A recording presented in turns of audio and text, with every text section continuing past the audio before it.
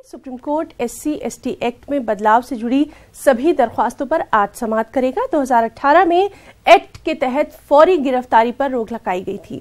फैसले पर नजरसानी की मरकज की दरख्वास्त और कानून में बदलाव को चैलेंज करने वाली अर्जियों पर एक साथ सुनवाई होगी।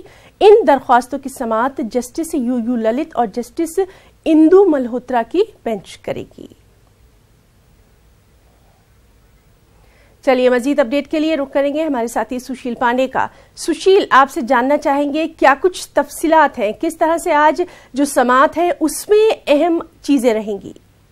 जी देखिए, सुप्रीम कोर्ट आज फिलहाल इस पूरे मामले पर सभी याचिकाओं को एक साथ मिला पड़ेगा। केंद्र सरकार ने भी रिव्यू पिटीशन दाखिल किया था और इसमें 2-3 याचिकाएं और भी दाखिल की गई थी, जिसमें ये कहा गया था कि SC/ST एक्ट के संशोधन को लेकर जो कानून फिलहाल सरकार की तरफ से बनाया गया है वो असंवैधानिक है, लिहाजा सुप्रीम कोर्ट इस पर विचार करे। पिछली सुनवाई के दौरान सुप्रीम कोर्ट ने सरकार के इस एक्ट पर किसी भी प्रकार से रोक लगाने से इनकार कर दिया था और आज फिलहाल इस पूरे मामले में सभी याचिकाओं में यानी कि केंद्र सरकार की पुनर्विचार याचिका और साथ ही साथ जो इस मामले में जिन्होंने एक्ट को चुनौती दी है उन सभी याचिकाओं को एक साथ सुनेगा। देखना यह है कि क्या फिलहाल सरकार ने जो एक्ट में संशोधन किया है उस संशोधन को सुप्रीम कोर्ट सही मानता है या फिर इस एक्ट के संशोधन पर रोक लगाता है, ये देखना है। लेकिन फिलहाल पिछली सुनवाई के दौरान सुप्रीम कोर्ट ने ऐसा कुछ करने से इनकार कर दिया था, तो काफी अहम सुनवाई है। लगभग 11 साढ़े 11 बजे के आसपास इस पूरे मामले पर जस्टिस UU ललित और इस पूरे मामले में जो दूसरी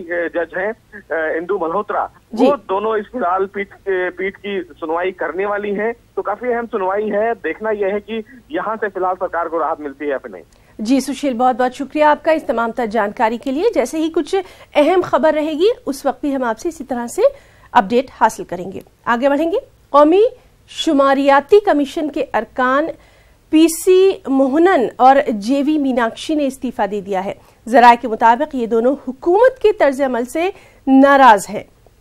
इनका कहना है कि 5 दिसंबर 2018 को नेशनल सैंपल सर्वे के डेटा को मंजूर करके हुकूमत को दिया गया, मगर ये अब तक जारी क्यों नहीं किया गया। इस सर्वे में नोटबंदी के बाद रोजगार पर मुरतब होने वाले असरात का जायजा लिया गया है। इन दोनों के मुस्ताफी होने के बाद अब इस इदारे में 2 ही अरकान रह गए हैं।